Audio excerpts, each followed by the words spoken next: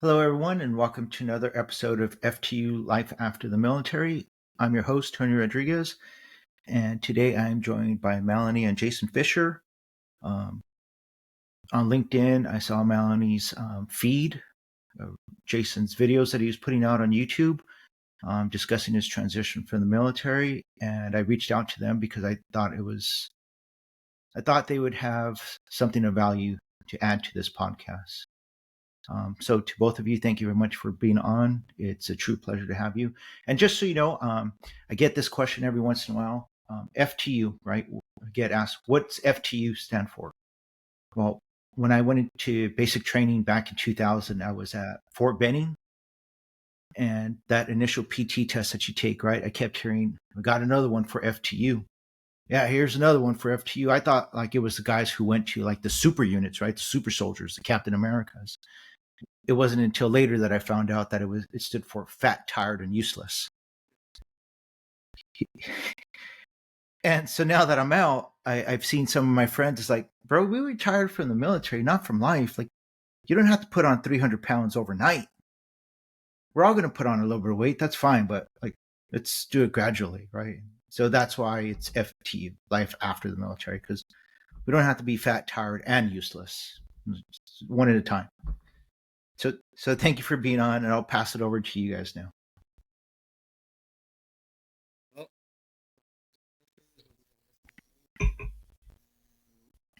thought it was pretty cool when you reached out to my wife, actually. I started the channel last summer when we were kind of in between jobs and everything was kind of going crazy. Inflation, the economy has been pretty bad. I had a part-time job at the time, and she was actually looking at getting back into work because we have 3 kids, so it gets pretty busy at the house, with our oldest being not even 5 yet. So we're all looking, we're all kind of going through this secondary transition after the military. And so I started the channel just because I didn't feel like the struggle should be this bad. There's a lot of things that I've learned and picked up along the way since I've been out that I just feel like I should let people know, because everybody's transition is going to be different. You can go to a million different, transition programs, and they all have, their pluses and minuses to them. They all get you thinking. They all open your mind to different aspects that you just didn't know about. But yeah, it shouldn't be this hard. Like they just say, hey, it's hard. Hey, transition's hard. Like that's what I was told. And I went to a lot of transition programs. So this is hard. You know what I mean? Like, oh, there's a culture shock. Like, okay, yeah, but special operations, you're kind of already 1 foot in the civilian world. But as soon as you get out, it's not as easy as what you would think. And so, yeah, I started the channel and just started spewing what was in my mind out, to try to help people, just so that they know that it's tough. And even if you're really positive and you retire as an E8 and you had the best top of the line transition programs, it's still tough. And so that was my main reason for starting that channel. And then we both started master's programs. We both started a new full-time job. And so that kind of, that extra, doing the YouTube videos on the side thing, I just, we had a new schedule. Kids are going to daycare now. And so I finally kind of have some time to kickstart it back up. And, and so. I feel like it's kind of therapy for you too. You can talk about your troubles, and then other people definitely relate to them. Yeah. So, online therapy. Yeah, it's very cathartic because I'm getting my thoughts out on the subject, and then in that process, I'm also learning more about. Oh yeah, that makes sense now. Because I'll read books or whatever that kind of link to everything. Kind of seems to point to that initial piece of getting out of the military. And so I just want to put those facts out there, even if only a handful of people hear it. I feel like it's worth it, because I do get a lot of comments on my videos like, dude, thank you. I didn't think I found myself not being seen, and other things like that. I was in a bad place until I saw your videos. Thank you. those kind of things is really what kind of keeps it going. And I know that there's a market, not a market, but I mean, I know that there is a space for that because A need for it. yeah, need. Yeah, there's no like Yeah. the regular Army transition program is really bad. The special operations ones are a lot better, but still it's just, there's just a lot of little factoids and stuff that I wish I would have known getting out. Well, No, so your videos are great, right?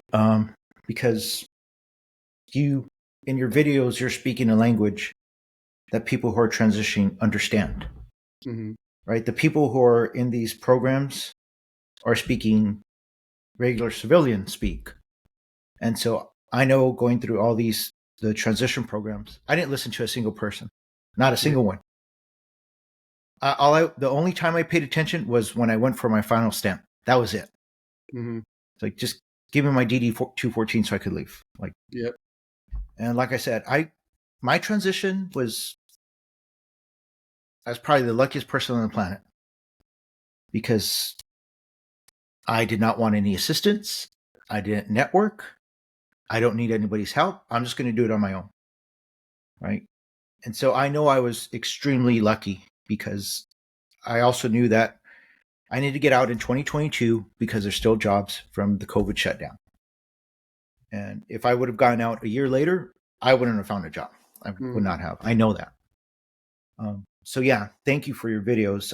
Sometimes on this podcast, when it's just me, just rambling, the thoughts of a buffoon or a madman, it's the same thing. It's like my blog, just me. It's my therapy, just Yeah. getting my thoughts out. And sometimes we have to do that, right? Mhm. That's fine. Like, our shows are not meant for the mainstream. They're meant for a very select group. Yeah. And so even if you're saying that only a few people are listening to it, it's like maybe, but they're going and they're talking to their friends about it. Yeah. Yeah. And I really like, it's like I said, it's stuff that I kind of wish I would have known. I'm sure, you getting out as well, like through this process, creating your podcast. And, when you start talking about this stuff on a consistent basis, you just start realizing a lot of things. You're like, oh man, I wish I would have, done that. Maybe I shouldn't have spent this much on a house getting out, even though I had a job. Maybe I should have looked more at what the job hunt looks like you said. We also got out in 2022, um, and I had a job lined up right away, and it just was not what I thought it was going to be. Because Yeah.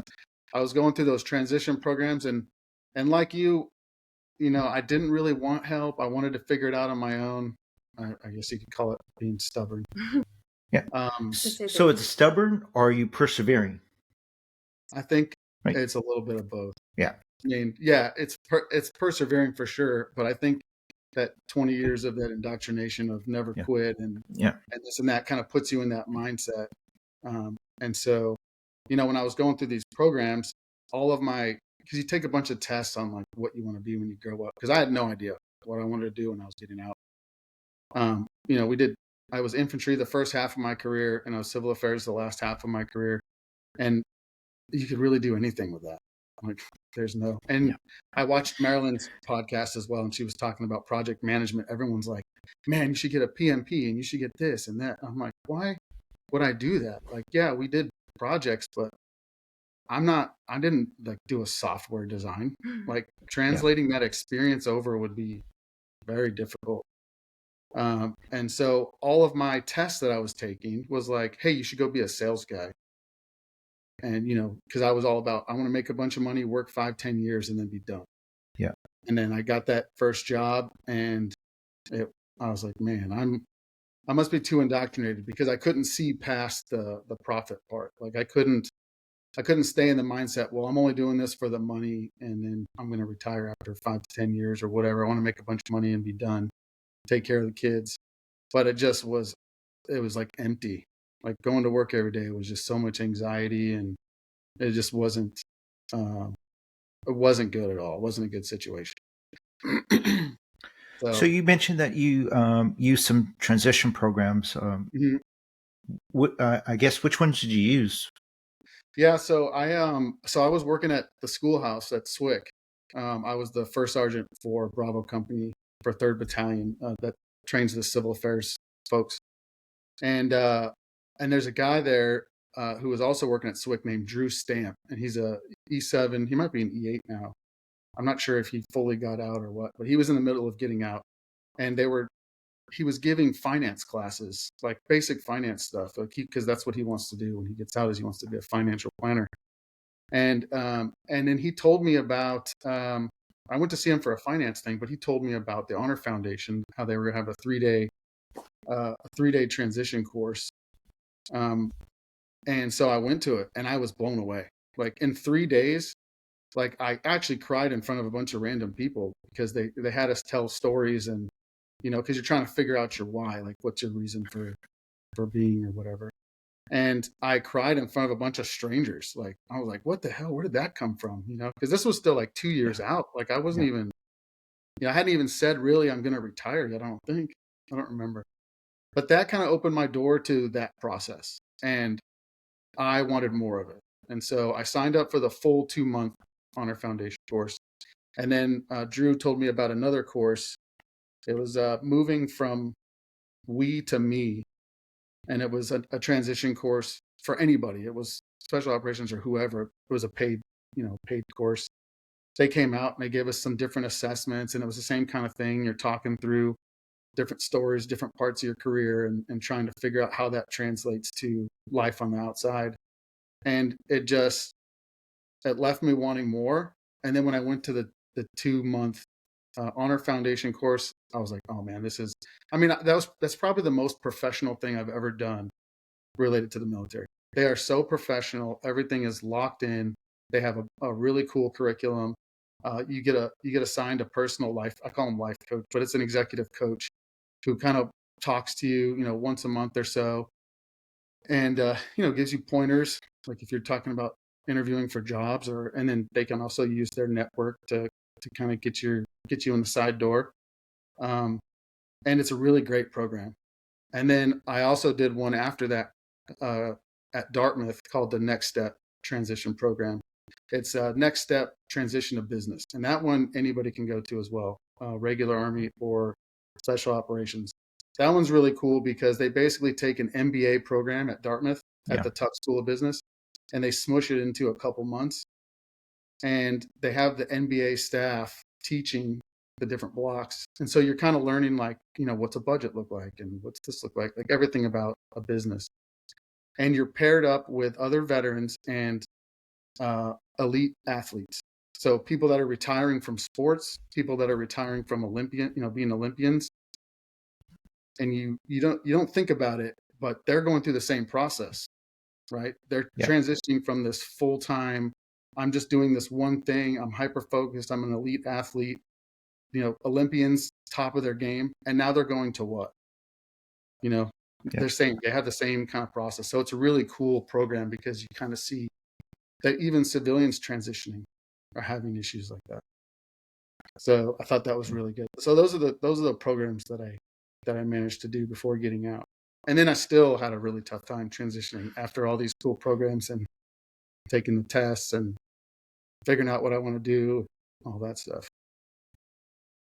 Yeah. So for me, when I transitioned out, I knew that I was brainwashed from being in the military for 22 years.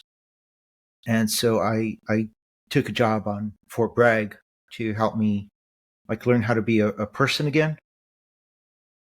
And I did that for 2 years. And then I went into project management in the commercial solar. Nice. Centera, it's a good company. I liked it. The people that worked there, the best part of that job was the people. Because I got to hear a bunch of different stories, or life stories, and just things that growing up in Los Angeles, I saw every day. But being in the military, I was away from all that, like the struggle of just living paycheck to paycheck. So I enjoyed that, but I was away from my family all the time, and I just didn't want to do that. So I went back and found another job on Fort Bragg. And you were talking about your why, right? Mm-hmm. And for me, I didn't have a why when I came out of the military. Now I do. It's I want to spend time with my family. Mm-hmm. They might not want to spend time with me, but I want to spend time with them. And when they've had enough, they just tell me, "Hey, go to your office." And okay, that's perfectly fine. I understand that. Like, they were during my military career, I deployed 11 times. Mm-hmm. And so for me to be home all the time, it's a new experience for them. They're like, why are you still here? Shouldn't you go somewhere? Don't you have a plane to jump out of or something? It's like, no, I don't do that anymore. It's like, can you just go away for a few hours? Sure. All right. So you two with little ones, that that's how are you doing that? Like the transition life with little ones. Your oldest is 5? Yeah. Just yeah. The youngest is going to be 18 months. Yeah. Ish. Yeah, and then we have the middle one. And then there's one in the middle. Yeah. It's But the first two were born when he was still in the military. yeah. 2020 was the first one, and then 2022, right? Yeah. Yeah.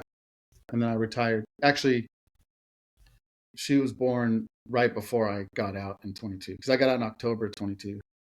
But it was kind of weird because he was already home a lot Yeah. as Yeah. everyone was working from home. Yeah, because in it was COVID. middle of COVID, and I was at the schoolhouse. Yeah. So, it's more of a 9 to 5 kind of gig anyway. Yeah. No deployments. And then his last year, essentially, he was just doing all of these programs, so he Yeah. wasn't needed Like on base. go do every retirement day. stuff. Yeah. Exactly. So it was like he started transitioning really in 2020 to like actually retire in 22.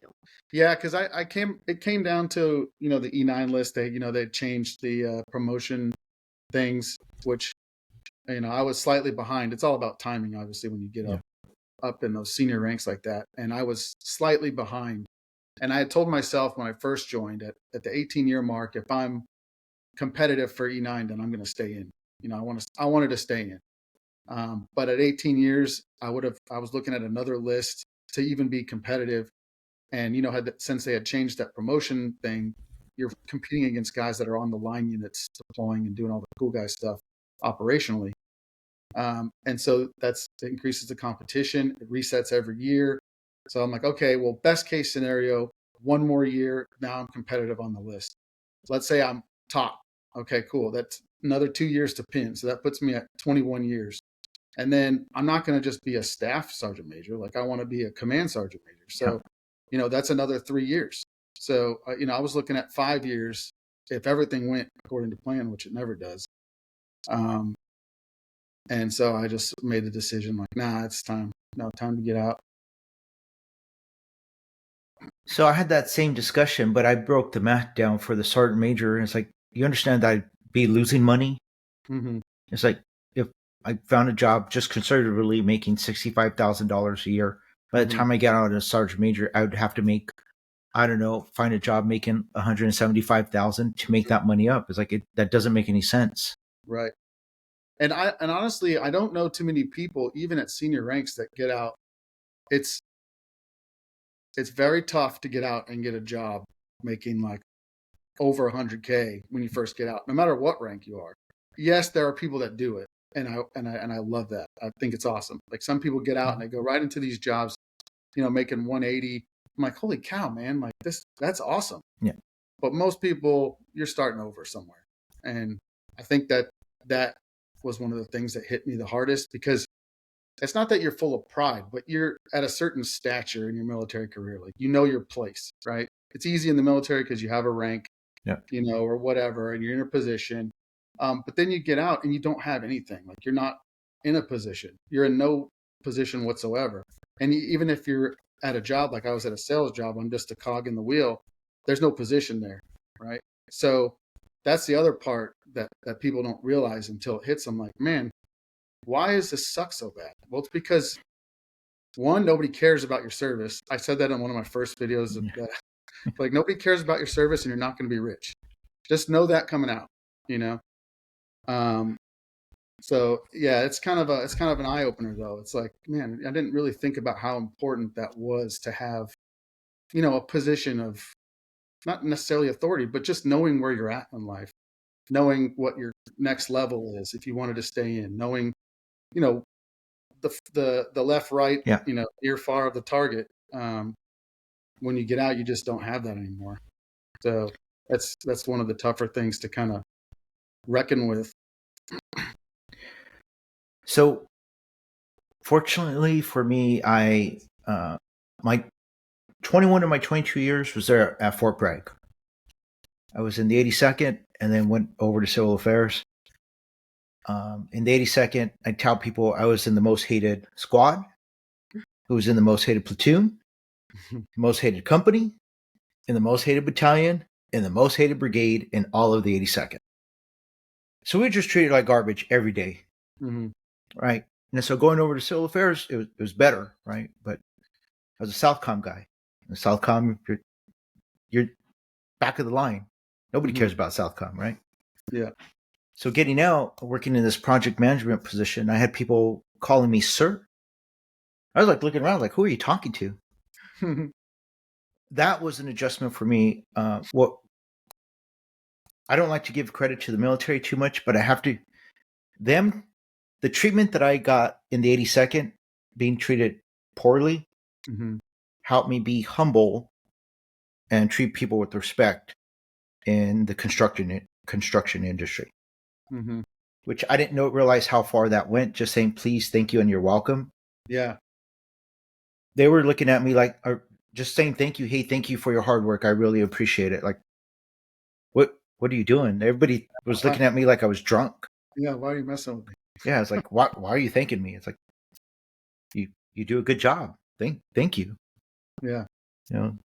So yeah, transition's hard, but there are little tidbits that I got from the military that have served me well.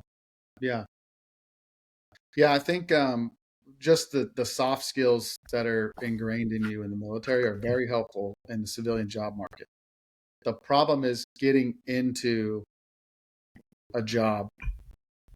Yeah. There's a couple of things with it. One of them is in the military, you're used to like, hey, go down to the motor pool and dispatch these trucks. I want it done by 11 a.m. Okay, cool. And it's done. Like your stuff gets done. In the civilian world, it's like, hey, go apply for this job. And you have this mindset of by 11 o'clock, I'm going to have a response from this job that I just applied to. And that is not the case. Like, you'll be weeks, months, maybe you hear something. Most of the time you don't. There's ghost jobs that are up that people are applying to nonstop and nobody ever gets any calls from them. You go to the webinars, like I went to the USA Jobs webinar and they were like, oh man, you only have 50 applications in, you got to get your numbers up. Like you got to be at like 80 to 100 before you start getting calls for USA Jobs. And this is stuff that's like, at first I was like, I don't want to do any federal service because I was in the Army. I'm done. But I thought that was the easy button. That is not the easy button. Like No. you have to like sacrifice your firstborn on a blue moon on a leap year to get a callback on USA Jobs for something you did in the military. And to me, that was very frustrating and I'm like, what the heck, man? Like I did this exact same stuff in the military. It's frustrating. And that's the stuff they don't tell you, they're like, hey, it's hard, but then when you see that, you're like, oh, I could easily walk into a federal job. That's the easy button. No, it's not. Unless you do a skill bridge, which I wanted to, but we had the second child right as I was getting out. So I wasn't able to take that time to do a skill bridge. Yeah. So to that, all I can say is, my children are older now. My daughter, she's pursuing her MBA over at UNC Greensboro. She did 4 years at, of course, Alabama, right? So she was gone 4 more years where I didn't get to see her. So now she's at Greensboro, and she's 23. Every once in a while, I'll get a phone call from her. It's like, hey, can you help me out with this? So I'll respond to her. I'll call her right away or text her back and drive out there to help her with the work. As she's getting older, those calls are getting less and less because she doesn't need dad anymore. So enjoy the kids now. I missed 6 years of her life when I was in the military. Yeah. And I can't get that time back. I'm trying to, but like she's 23. She just doesn't want to hang out with dad, Mm-hmm. So, Melanie, I wanted to ask you a couple of questions. It's like I saw on your LinkedIn that you're, I guess, working for like a construction Yeah, company. I work for a general contractor in Dallas. How do you like that? I love it. I went from being a stay-at-home mom to being someone that like people don't see just as a mom, and that gave me like a whole different purpose in life. And honestly, it's a lot less stressful than being a stay-at-home mom. Mm-hmm. So I truly love it. Yeah, I think that's important, right? To get out and have that social interaction with people. Yeah. Well, as a military wife, like I was essentially stranded out in Mm-hmm. North Carolina. Like I didn't know anyone. I moved out there after we got engaged, so it's not like we met in North Carolina. So I didn't have any friends. I didn't have any family out there. So, and obviously, being a stay-at-home mom, you're kind of isolated already. Plus COVID. Plus COVID. Yeah. So that was just a really hard time in my life. So when I came here, we had the second baby and still stay-at-home mom.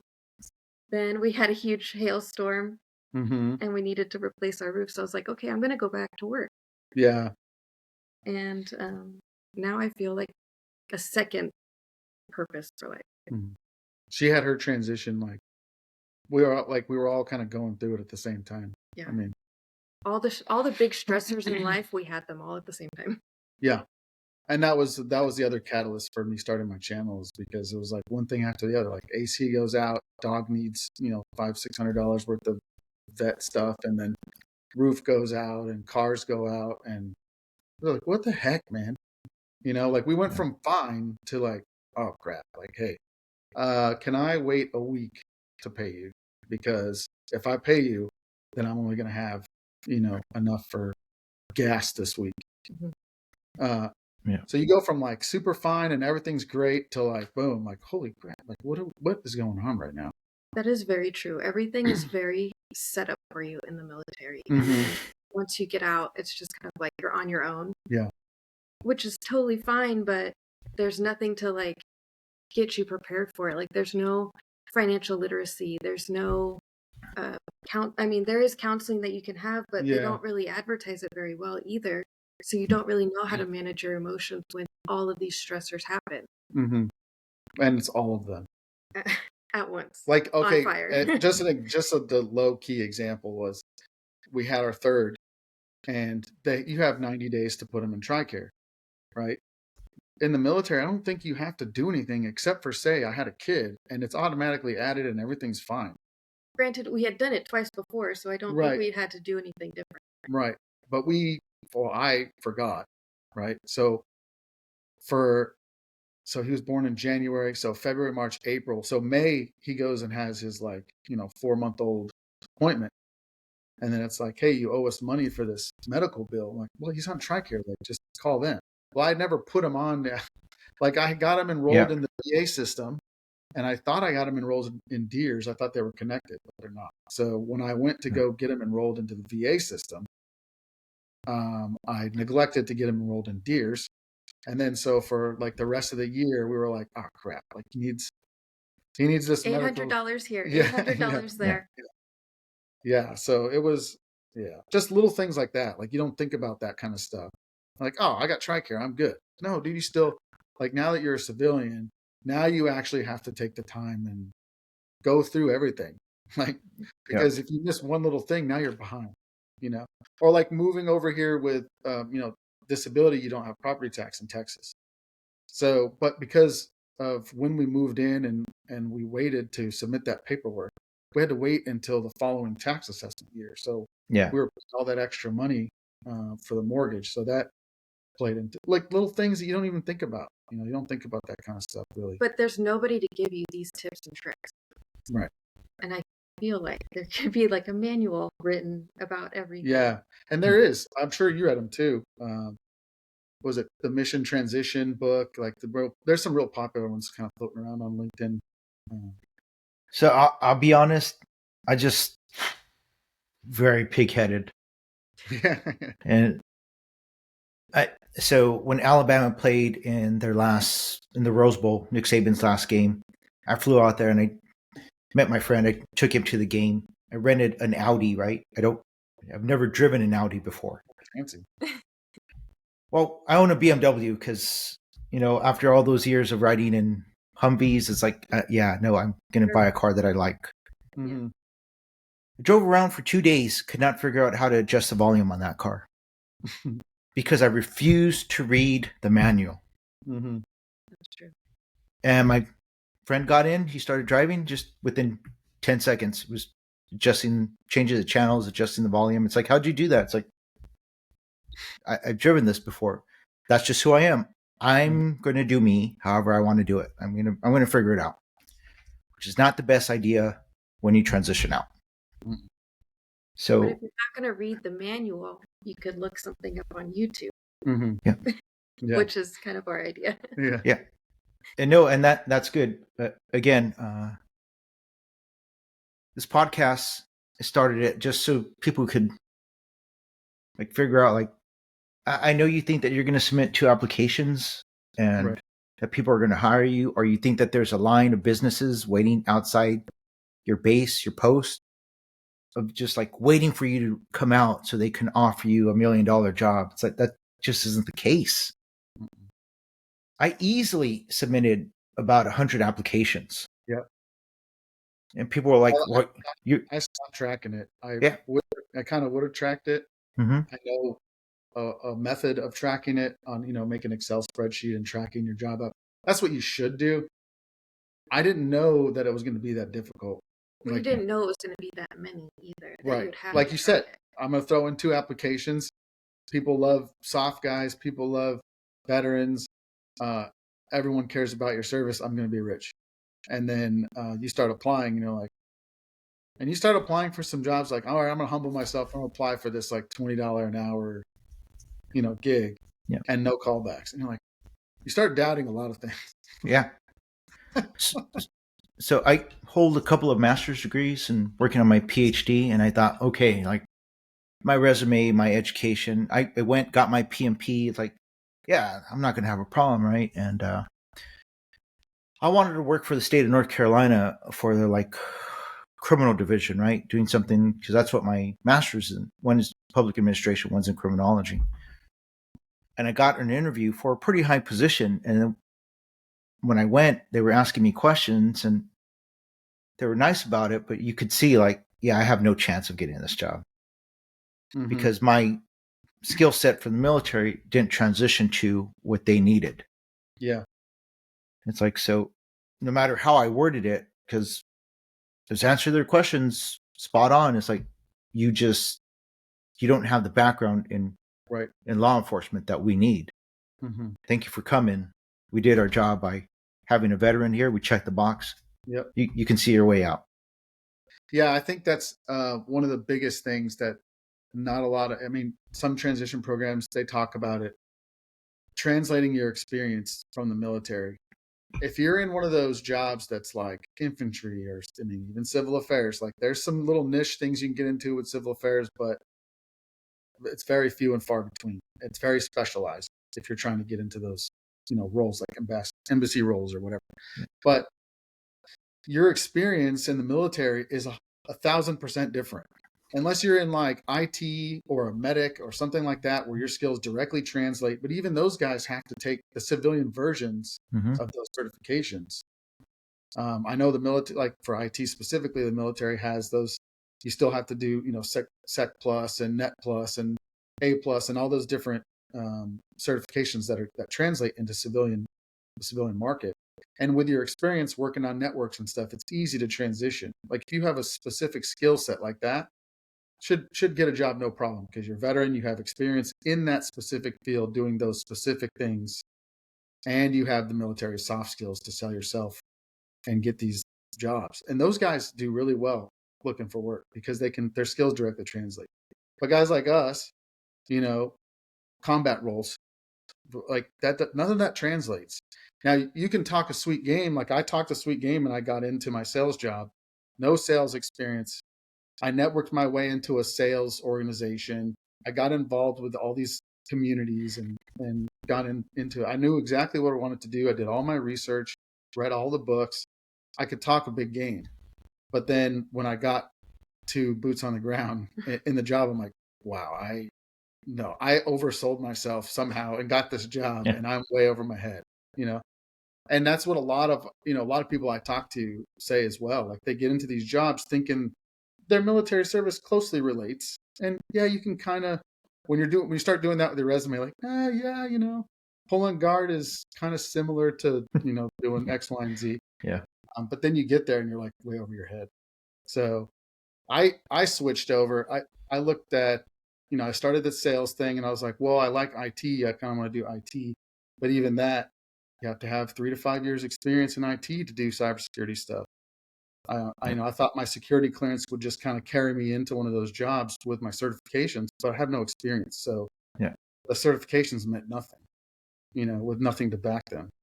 So then I was like, well, what did I really do in the military? I reviewed emergency plans, civil affairs stuff. We talked to a lot of people. We built relationships, things like that. And we took a lot of FEMA courses and, different things like that. HADR is one of the missions, humanitarian assistance, disaster relief. So I'm like, okay, well, emergency management. And that's where I really found all of my experience directly translates over. Running exercises, reviewing plans, planning itself, like nobody does planning. That's all stuff you do in emergency management. So for me, I was like, oh, finally, I have something that all of my experience in the military, I can say, this directly relates to this. And it was just a really good fit. So, but that took 2.5 years to figure out. No, but that's good. You figured it out, right? I try to explain to people, it's like, it's not like in the military. I don't know how it was, your experience in solo affairs, but every day I try to tell people it felt like the Hunger Games, Mm-hmm. right? People just trying to like outdo each other because I want to get promoted, Right. So it's the Hunger Games. If you do well, then I might not get promoted. So it's like on the outside world, it's like, yeah, we can all win, right? Like there's plenty of jobs we can all win. We just need to figure out like what do we want.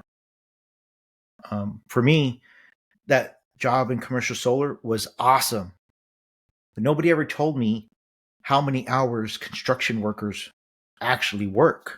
Yeah. I was like, nah, this is not for me. This is not for me. Mm-hmm. This is way too many. I want to go back to the contractor life on post of 8 to 4. It's 4. No, I got to go. No overtime. I'm a contractor. Right. I'm out. Yeah. So that's like easy too. life. Federal services like that, where it's very, very much by the hour. Whereas like the sales job, it's whatever hours you want, but the amount of work you're putting in is for the amount of reward you get. I don't know. I didn't like it. I didn't like it at all. Like, what am I doing? I have a few friends who have went into they're realtors, right? And they love it, but they're always checking their phones. Always. Yeah, always. It's sales jobs never end. Even today, like when I drive, because I had Texas as my territory, and I had finance, which during a crap economy, a sales job in finance is not what you want. Just a little tip to write down. But I'll still drive by banks and stuff that were my prospects, and I'm like, here we go. Like I get the anxiety back. I just didn't like it, man. I didn't like it at all. Yeah. I'll say this, that job that I had in construction, I really enjoyed the people, but now going back to base, watching back to Fort Bragg, watching people stress out, it's like, yeah, that's not stressful at all. Yeah. What you think is stressful, it's not. It's like, that's whatever. We'll figure it out. It's cake. Mm-hmm. So for me, I'm very appreciative of that opportunity I had. It's just want to be with my family. That's all. Yeah. Yeah, I think family's key too, just because, part of that losing your place, especially if you're a senior ranking guy and you're retiring, they're going to work you all the way up to the end. And then it cuts off. Like you go from getting all these emails and calls and whatever to nothing. And it's very lonely is the only word to describe it, because then you start feeling guilty. Like, why am I feeling guilty that I'm not, I don't know. It's just a weird feeling. It's hard to. Nope, you're not the first person to mention that.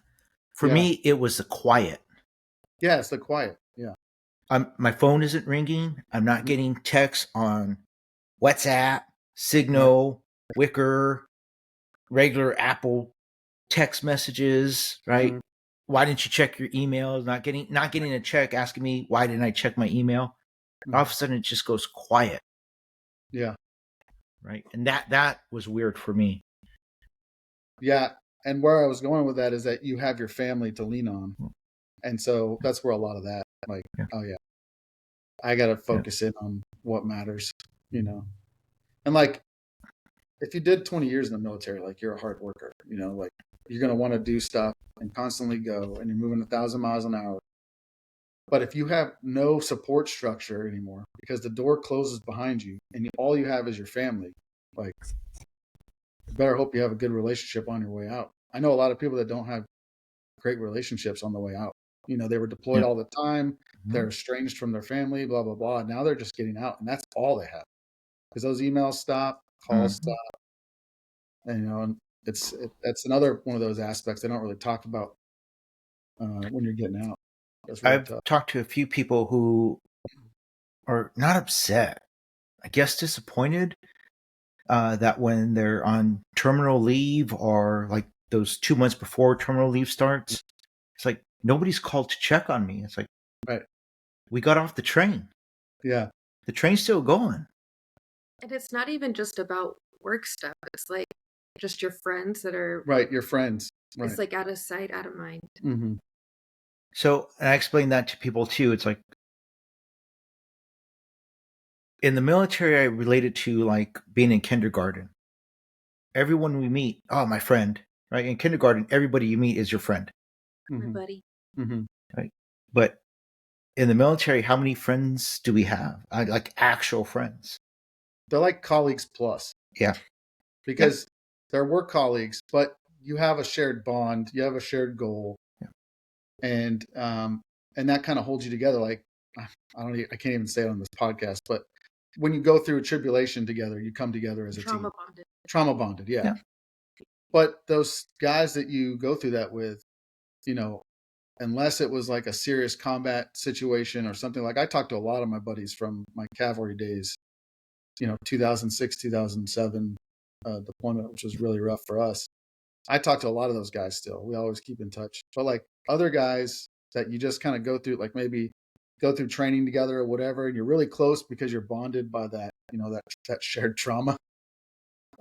They stop talking to you too, for the most part. So, yeah, it's lonely. It gets lonely, and then you feel guilty for feeling lonely, and you're like, why am I, because like I shouldn't be feeling. Like, why am I feeling lonely? Is it because I'm selfish? Is it because, like it's just kind of it's a weird feeling that you kind of go through. So this past weekend, last weekend I went down to Tampa so I could watch AC/DC. Oh yeah. And I took my friend, my brother Drew, right, and I met Drew in the Civil Affairs course back in 2006. Drew is my brother. I would do it. I told Drew, I'll pay for your hotel room. I have enough points with Hilton because my construction job, I was always gone. So I just racked up points. It's like, I'll buy your tickets. You just need to fly there. It's like, that's pretty generous. It's like, no, dude. It's like, you're my brother. I just want to spend some time with you. So he flew out there with his family and we spent time together. Like people like that, they're more, it's like that Dom Toretto saying, right? I don't have friends. I have family. Right. Now, for me, that's how I differentiate from the people in the military. It's either you were a coworker, so it's okay if we don't talk anymore. No hard feelings. We did our job, and if you need help, let me know. If I can help you, I will. And then I have the small group, maybe 5 or 6 guys that I consider family. Yeah. Yeah, I think. That's definitely key. I think you just expect more. I think it's the expectation management. They always say expectation management. When you're talking to all these people, and then you're talking to 5, it's still kind of it's a weird transition piece.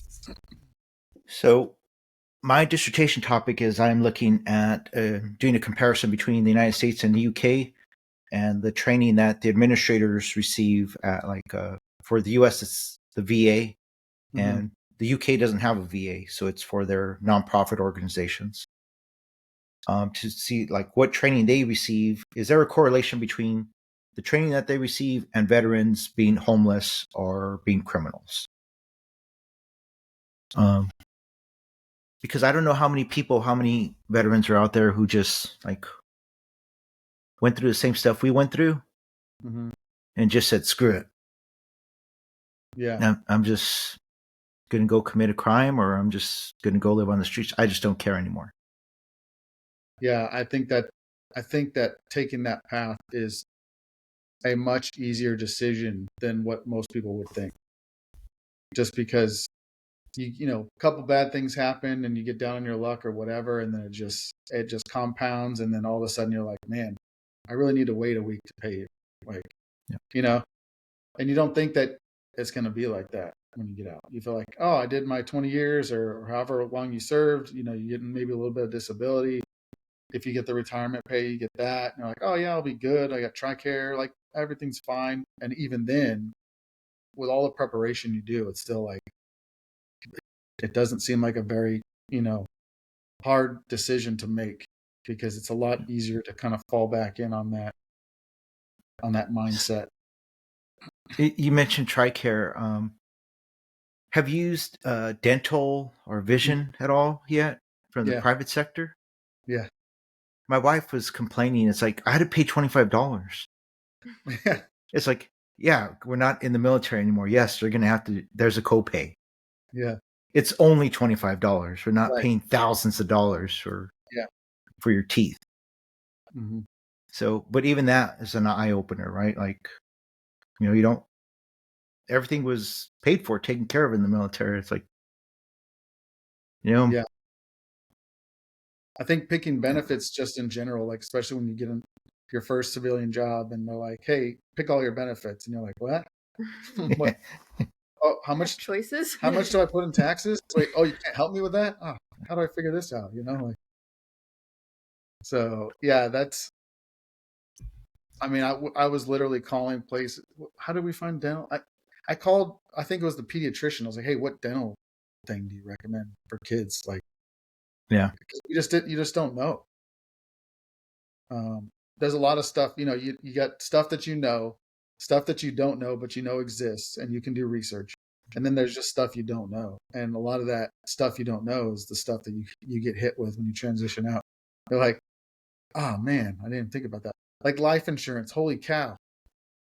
I wish I would have gotten life insurance when I was a private in basic training and just carried it with me, because getting out, if you go through your disability stuff, and if you get diagnosed with all this stuff, yeah, you're going to get disability payments, but you're not going to have life insurance, or you're going to get stuck with EGLI, which is very expensive for, only a little bit of money.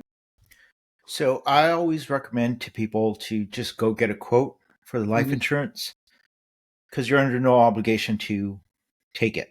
Right. If the rates are too high, you can say, forget it. Because when I was in, I got supplemental life insurance from USAA, right? But then when I was getting out, when I got out, it's like, I need more. Right. And so I'm a bit of a conspiracy theorist. And so I just assume that if I die, that the insurance companies are not going to pay out, right? Sure. So I went with like 3 different companies to get some insurance. And I need both shoulders replaced. My spine needs to be fused, and my left hip and my left knee need to be replaced. So I thought, like, I'm going to be paying, astronomical rates. And they came back. It's like, yeah, we don't care about any of that. It's like, what do you mean? It's like, yeah, we just care about your cholesterol and your blood pressure and your blood sugar level. Like those are fine. Like, we don't think you're going to die. We don't think we're going to have to pay out. So yeah, we'll insure you. Nice. So that's why I say, like, just go and get the quote, because you never know what's going to happen. Right. One of the places, State Farm, is like, yeah, your rates are a little too high. And so I went with someone else. Yeah, I looked at AFMA and Navy Mutual. And only because those guys they're kind of like fiduciaries, so they don't They're not trying to like sell you on some stuff. They're actually working in your best interest.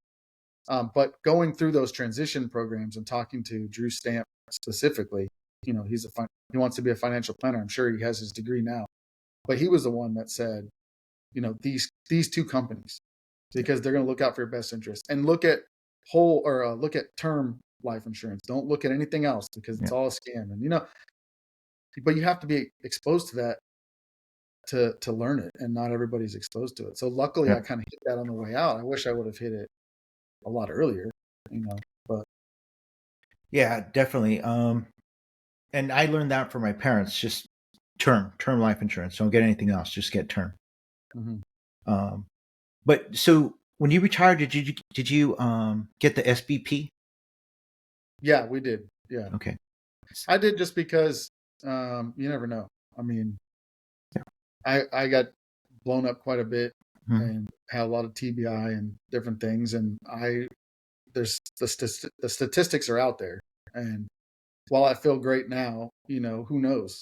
There's a lot of new research coming out about micro traumas and scarring and things that they can't see on your exit from the military, and they don't know what's causing this crazy suicide epidemic. And I don't want to be, I'm in that population. Yeah. So just kind of looking out for my family as well. And I think the big thing too with SBP is you don't have to, like, a lot of people are weird about giving it to their spouse, but you can give it to your kids if you have kids too. Yeah, no, so I selected it, right? And I had a bunch of people telling me that was a waste of money. It's like, that money isn't for me. It's for my family, that if something happens to me, that's why I got the life insurance too. It's like, I'm a conspiracy theorist. Someone is not going to pay out. Right. So I want to make sure that my family's taken care of when I leave, right? It's like, that should not be the time when I'm, deciding to be cheap. Right. So no, it's good to hear other people, because up until you, I'm the only person that I know that actually took the SBP. Oh yeah, no, I did. Yeah. And that's the thing, is like when you're getting out, everybody's pulling you different directions. Yeah. Well, you can just take that same $100 and invest it and blah, blah, blah. Like, yeah, but who really does that? Like, who's really going to do the research? And then, oh, by the way, like, even financial planners, unless you're Drew Stamp, I love that guy. Even those guys are going to have different opinions on what you should spend your money on and how you should invest. Dave Ramsey says go into the S&P 500, and Warren Buffett is S&P and 500 only. And then other people are like, no, do this, go there, go here.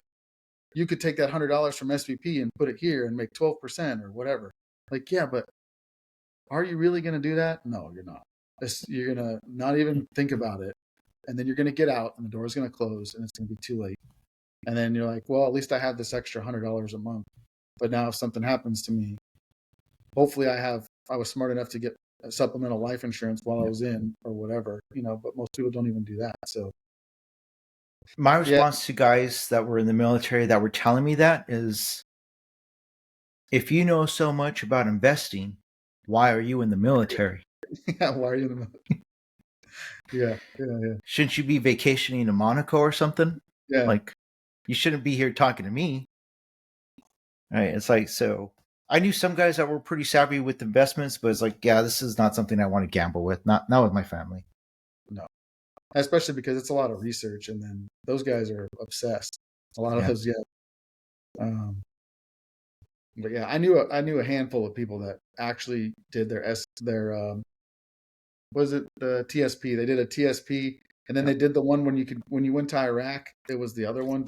Was it also a TSP? But it was like a special one. Yeah. Where if you maxed it out, it was 10% over the course of your deployment. And when you have a 15-month deployment, it's a decent amount of money. And so I knew a lot of folks that did that, throughout my military career, and retired with a really good chunk of money and don't have to worry about anything. But that's like 5 people in my military career that did that. Yeah. So Marilyn was talking about too, and I had heard this before about that TSP, right? Because the military, they invest your money, they put it in the G fund, which is basically just like a savings account. Yeah, it's a bond. Yeah. Yeah, you're not making any money off of that. No. And they don't tell you, oh, you can pick something else. Mm-hmm. It's like, well, I've had my money in there for 10 years. It would have been nice to know 10 years Yeah, ago, right. you know? Yeah, C and S fund are the ones you want. I think C fund is the S&P 500 one, Mm-hmm. and then the S fund is international, I want to say, or maybe mid market. I don't know. But either way, if you have money in your TSP, keep it there. Don't pull it out because the management fees are very low compared to if you pulled it out and put it in Vanguard. Like, yeah, you Yeah. could maybe make some money if you give it to an investor or whatever. But if you just keep it in the S or the C fund in your TSP and just let it go. But don't move it. I know a lot of people that pull their money out and they're not, because they have to pay the management fees. Yeah. And Vanguard has some pretty high fees. Um, so yeah, TSP is kind of a big deal that people don't even. That's the other thing they talk about it in basic for like 5 minutes, and then if I would have been putting $100 a month or something for my Yeah. whole entire military career, but Yeah. So we're going on about 55 minutes here. I like to keep these podcasts at about an hour. If it goes longer than that, most people, they won't listen. I had a podcast that went 2 hours. Lowest downloaded podcast. Like, yeah, I'm not investing 2 hours into listening to you. So, at this point, is there anything that you want to, any shout outs that you want to give to anybody, or any programs or businesses that you want to mention that you think might be beneficial yeah. for people to know? Well, a lot of it is through, you kind of have to be in the special operations realm, but Donovan and Bank Foundation, very helpful if you're looking for, we didn't touch too much on the mental health aspect, but that's a big thing in my videos. And Donovan and Bank help you find treatment if you need treatment. Operator Relief Fund is another one. I'm actually signed up through them, through Donovan and Bank, and then through Operator Relief Fund to go get some more stellate ganglion block injections, which their Yeah. PTSD treatment. Look it up.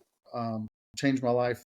But those are the big ones I would say. America Warrior Partnership is for all other veterans, and they helped me get some stellate ganglion shots as well. So alternative treatments for PTSD is what.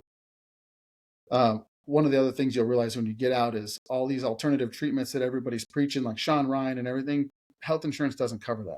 Yeah. So you need to find organizations that do that and put veterans through those programs. Otherwise, you're going to be paying a lot of money. So yeah, those are the biggest ones. And then, check out my videos. I'm very open and honest.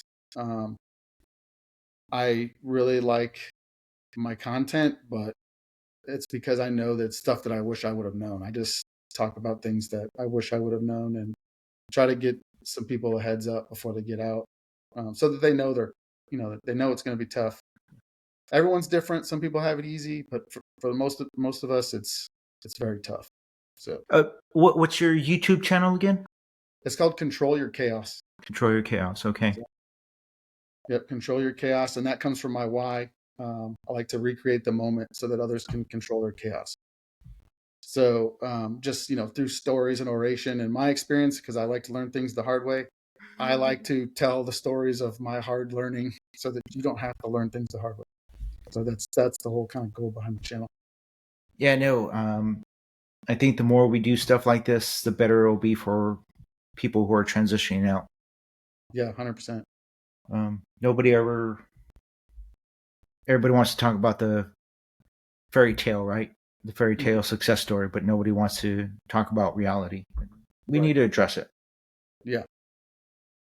So I am actually thinking about just doing an episode on mental health because we always run out of time. Mm-hmm.